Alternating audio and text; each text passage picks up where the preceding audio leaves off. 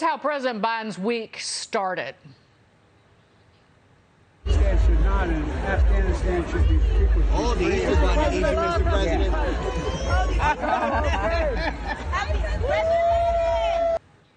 And how is it ending? Are you considering delaying lifting Title 42? No, what I'm considering is continuing to hear from well, first of all, there's going to be an appeal by the Justice Department, because as a matter of principle, we want to be able to be in a position where if in fact it is strongly concluded by the scientists that we need Title 42, that we be able to do that. But there has been no decision on extending Title 42. Biden had to issue a clarification after that, after he confused the travel mask mandate with Title 42. Joining me now, former Bush senior advisor, Fox News contributor Karl Rove. I was expecting, when he was confusing Title 42 with the mask mandate, to have somebody in like a Mayor McCheese costume come out from behind the scenes and stand in front of the camera. Because again, that's where we are with this president and his handlers. How much do you want to bet we're going to see more news conferences and more public statements where he reads off of a teleprompter and takes fewer questions? I suspect that's going to be the White House response. I mean, it's a sad commentary. We're at a delicate moment internationally. We have many challenges here at home, and we want to have confidence in the President of the United States when he comes forward to speak, and this was not a good week for President Joe Biden. I'll let James Freeman tell you what he thinks that Biden should do in terms of not talking. James, get in here. Oh, thanks. Yeah, I've thought, Karl, he should just stop doing public statements and confine himself to written statements where he can precisely lay out exactly what policies he intends. Since the Constitution doesn't require him to make speeches or off-the-cuff remarks, why not just keep it written? Well, interesting idea, James, but we like to see our president come out. Look, Dagan, I don't mean to complain, but why did you put me on with Freeman? My week is devoured by Freeman. I have to write a column for every Thursday, and it means that I get up Monday and Tuesday and Wednesday morning to see what Freeman has written, because by and large, most of the time, he gets the best ideas first, and I'm stuck coming up with what I'm going to write on Thursday. I do want to ask you about this professional dilemma you've had, where you feel compelled to offer sound advice to people in politics, but if they take the advice, it won't necessarily lead to the outcome that's good for the country. Well, see, Dagan, he's gigging me again. So let me put this in context for the viewers. I wrote a column last week in which I said the Democrats have a way to minimize their losses, and here it is: localize the races, focus on the weaknesses of their Republican opponents, but localize it. And I said, but of course the Democrats are never gonna follow this, because it's sound advice and it's the way that they ought to do it. So, of course, I was validated in that by a column written last Sunday by Elizabeth Warren that is so out to lunch.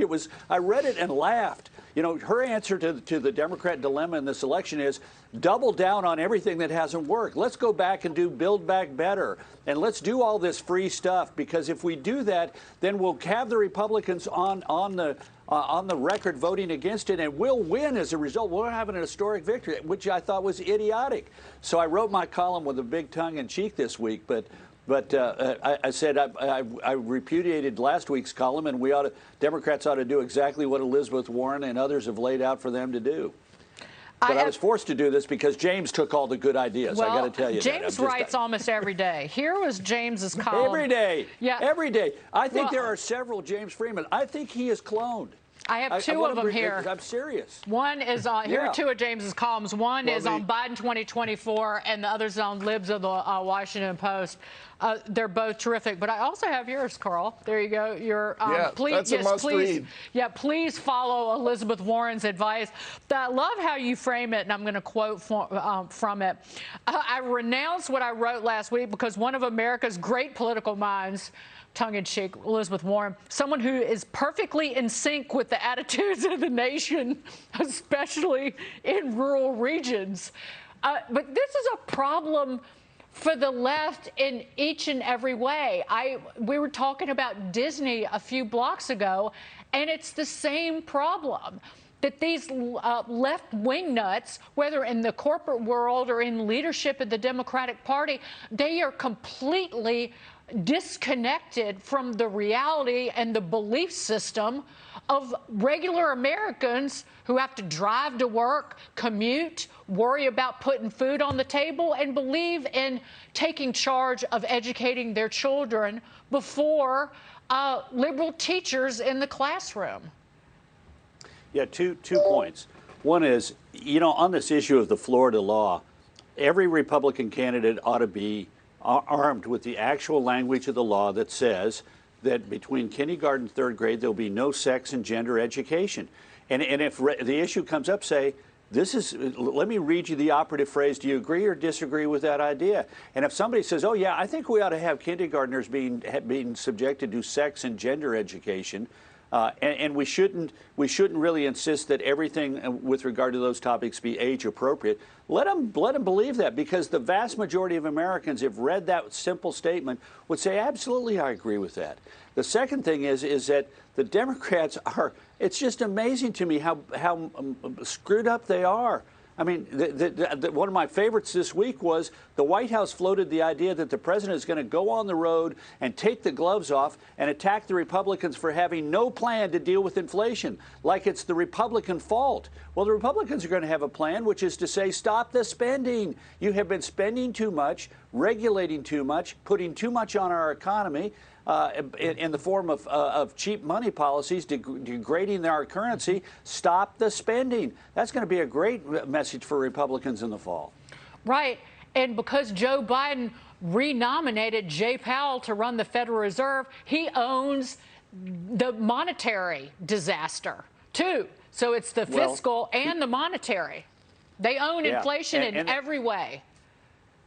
I loved it. The president said on the 14th in North Carolina, 70% of inflation is a result of Putin. Well, how did we arrive at that? Because inflation was 1.4% on an annual rate the month that he took office, and 8.5% in March of this year. How did Putin raise all of that inflation last year and into this year before he invaded Ukraine on February 24th? I mean, the White House is it's amazing how they're going to approach the fall elections. I knew that whiteboard was hiding under your seat somewhere, Carl. Yeah, I had to. Freeman sent me an email saying that he would dock my pay unless I had a whiteboard. So I had to have one ready. I got several more here if he wants them. But.